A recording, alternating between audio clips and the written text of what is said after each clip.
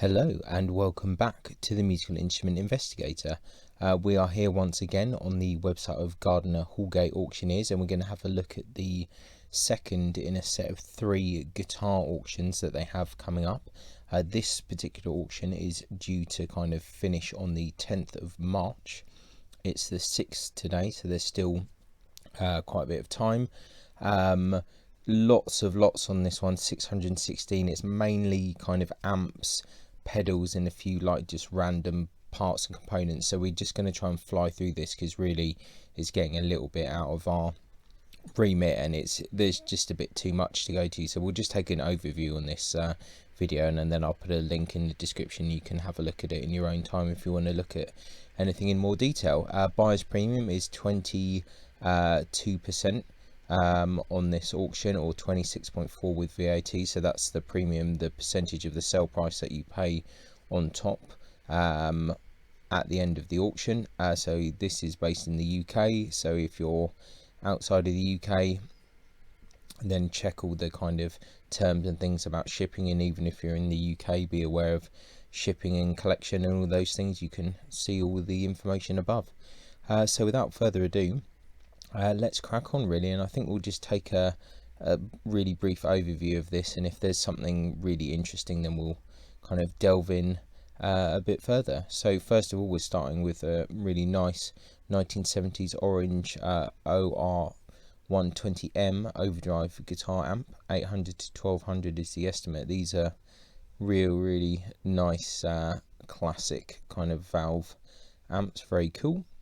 And then we have a 70s matte amp, an orange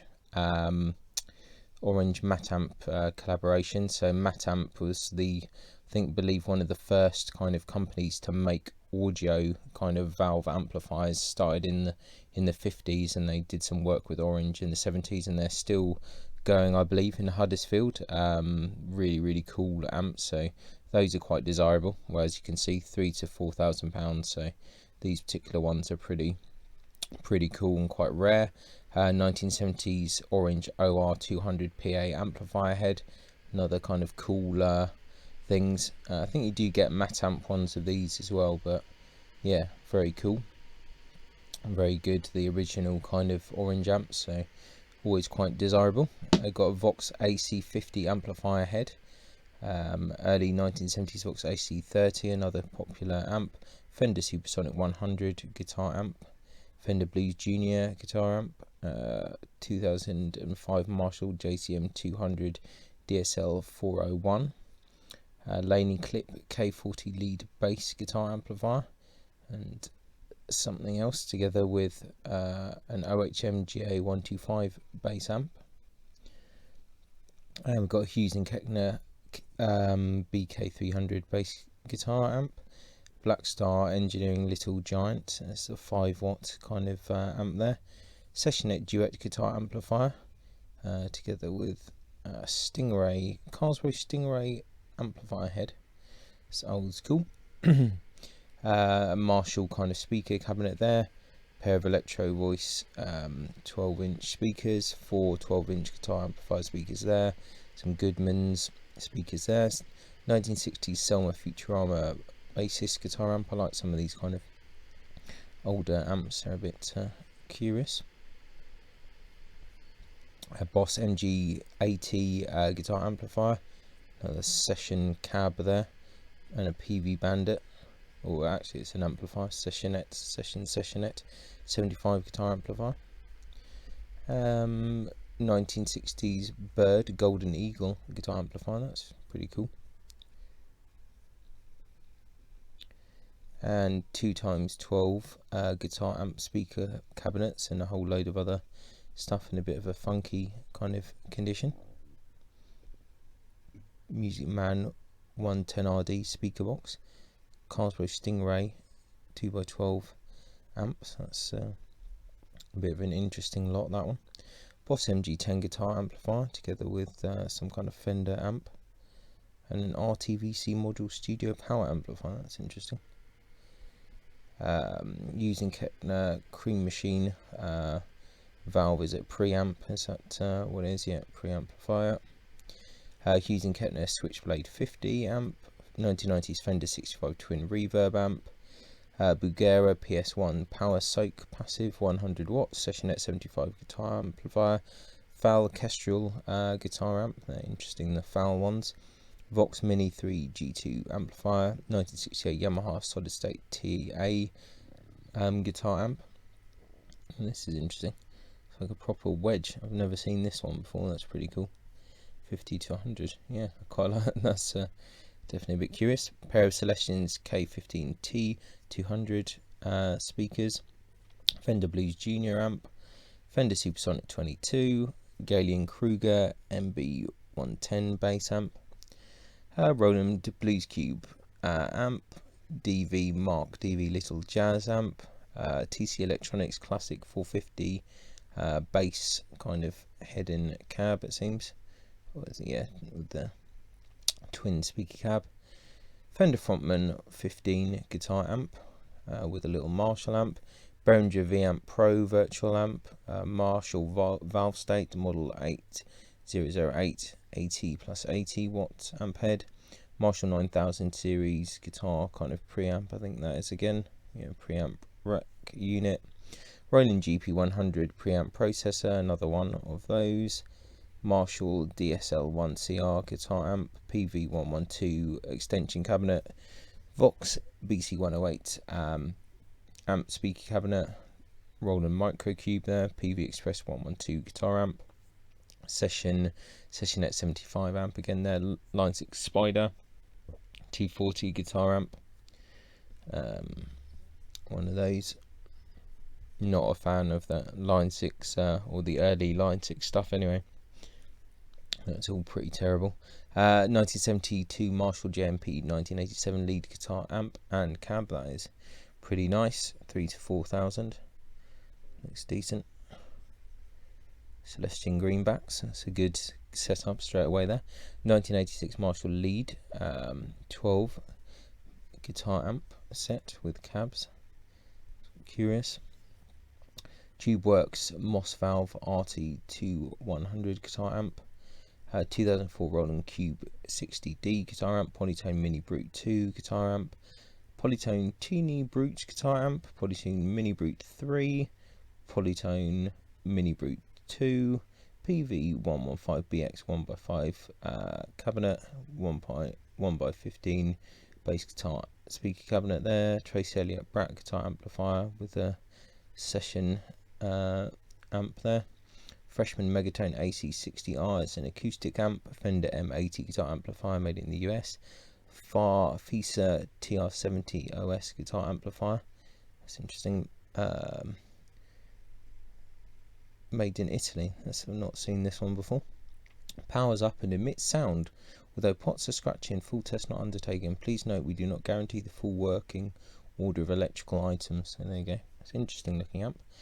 65 amps, Ventura guitar amplifier head, AER Alpha acoustic amp, some amp spares there, whole load of valves, more valves and other stuff. All this stuff is very useful, but I don't really have time to go into it too much. Line 6 Spider 15 guitar amp, Vox AC30 C2 guitar amp, 1996 Fender Custom Shop Tone Master amp and 2 cabs, it's quite nice. Cornford Hellcat guitar head, Yamaha THR10C guitar amp, Line 6 Spider 15 guitar amp, Marshall Master Lead Combo guitar amp, Sub-Zero 1x10 guitar amp, and maybe it's a spare speaker, Vox VX12 speaker there, and a 10 I think, Vox MV50 AC Mini guitar amp head, 1969 Fender Pro Reverb amp, Roland Microcube, Fender Rumble 100 bass amp, Roland Cube 60 amplifier, Ampeg Micro VR bass guitar amp head, Line 6 Spider 230 watt amp and some kind of foot pedal there, 5 amplifiers, you've got PVs, Laney, couple of Marshalls, some other kind of rack thing there, custom kind of head or something. Black Star mini amplifier with extension cab, a Vox AC30 top boost guitar amplifier, Vox AC30 amplifier, 2004 Marshall MG30 DFX guitar amp, 1975 Fender Twin Reverb, that's nice. 1960 Heathkit Junior model JK37 guitar amp. It's kind of like some of these oddities. 4 speakers, some more speakers. All of this stuff is useful, but we'll let the kind of experts get into that. Ashdown Evo 2 900 bass guitar amp and a cab. 1996 Fender Twin guitar amp. Roland Cube 30X guitar amp. Fender Princeton Chorus guitar amp. 1976 Marshall JM-P Mark II 50 watt. 1970s Marshall Reverberation Unit, that's interesting. Vintage Marshall Plexi Blues Breaker type guitar amp. These are pretty cool, 2 to 3,000. These are decent. These are pretty loud. That's cool. Magnetone Panoramic Stereo Guitar Amplifier. It's cool. Don't see them too often. Ooh, with a cover as well. That's nice. Mesa Boogie Studio preamp rack unit. Fender 65 Deluxe Reverb amp. 2003 Marshall TSL 601 Triple Super Lead. Redmere Soloist Flight Case Guitar Amplifier. That's pretty cool. Not seen that before. That is a curious one. Ashdown Mag 300 bass guitar amplifier using Kettner. It's just the foot switch pedal. Marshall 1960 AX 4x12 guitar amp cabinet. Egnator Mod 50 guitar amplifier. Mesa Boogie Class 295 guitar preamp rack unit. 1970s Fender Bandmaster guitar amplifier. No lot on 717, that got pulled, whatever that was. We do not know what that was. Late 1960s Selmer all-purpose 30 guitar head and little cab. That's quite interesting. 1977 Marshall 100 watt lead bass guitar head and cab. Celestion speakers G1275s, and onwards to the next one. Redstone Audio 200 watt 8 ohm guitar cab. Pair of Sims Watts 13 ohm column speakers. These are cool. EBS multi-drive overdrive pedals. Now we're into the sea of overdrive pedals, so a sea of pedals in general. So you can see we've got quite a few different pedals. I'm not going to go into this too much unless there's something really interesting, just because it just gets a bit too much. But I will, like I said, I'll put a link in the description if you want to check it out. Good old Wem's Wem solid state copycat. Ibanez Tube Screamer classic TS9, always popular. Otherwise looks the pretty standard stuff. Always good pictures on Gardiner Houlgate and good descriptions. Proco Rat, that's always popular. Some of these old Yamaha pedals, interesting stuff for sure. Once upon a time I was quite interested in pedals, but not so much these days. Line 6 Pod, Digitech RP200 and some other bits. TC Electronics G System, that was popular at some point. I don't know what the situation is these days. A few more kind of things getting into parts. Crybabies, Vibe Tone, Big Nod Tube 808, that's pretty interesting.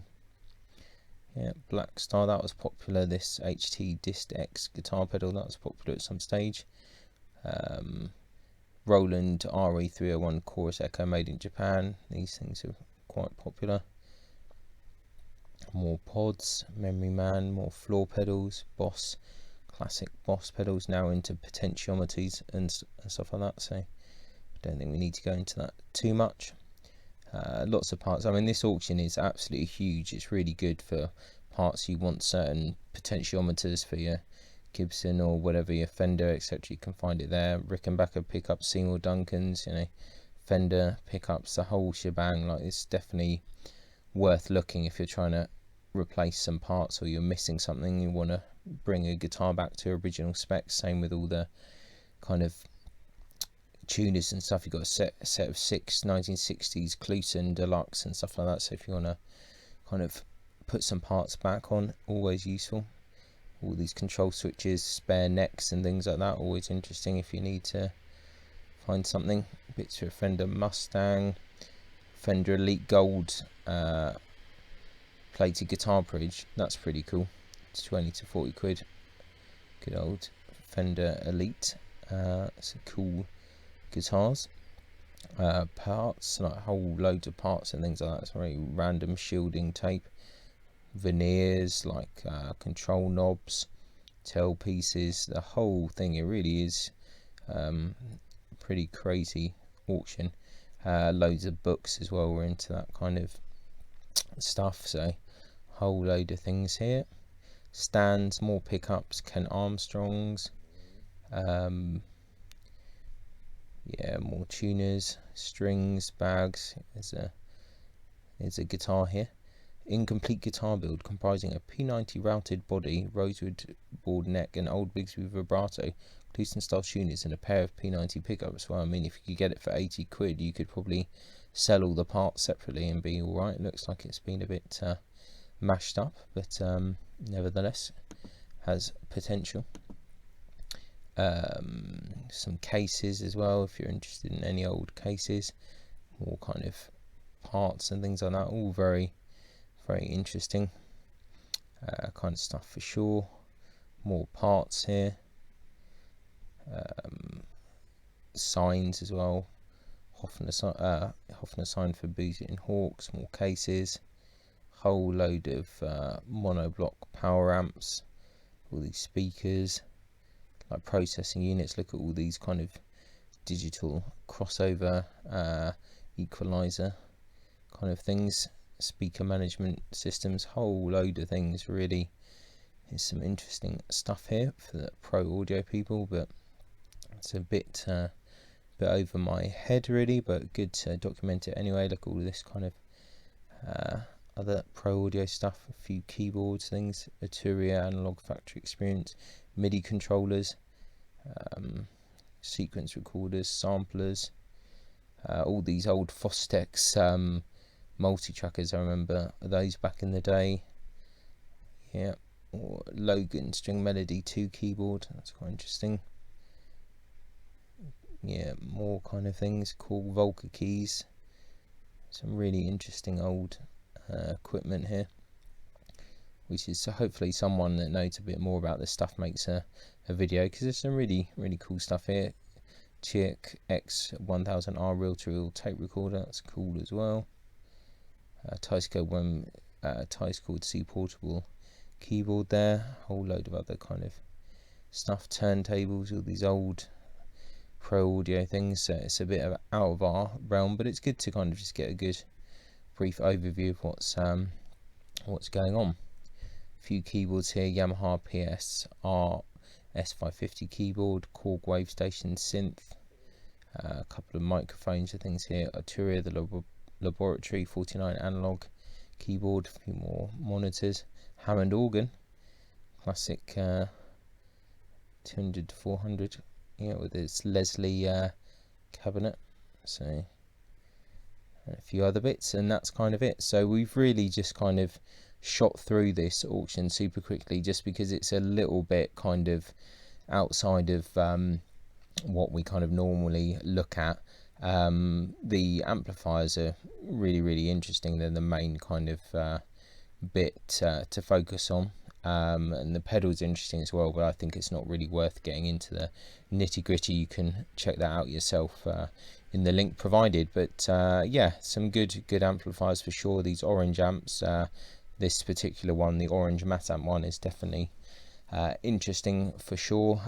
Big fan of matte amp in general, and like I've not played for a while now, but I still have my matte amp head in the corner of the room, so I'm definitely a pro matte amp kind of person. So yeah, anyway, well, thanks for watching this very quick overview. Check out the links, and like I said, hopefully someone that's a bit more knowledgeable about this side of guitar stuff will do a better video at some stage.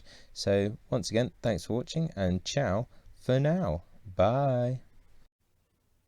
Many thanks for tuning in to the Musical Instrument Investigator. I hope that you enjoyed the video. If you did, then please like, subscribe and turn on notifications, and watch out for the next video coming soon.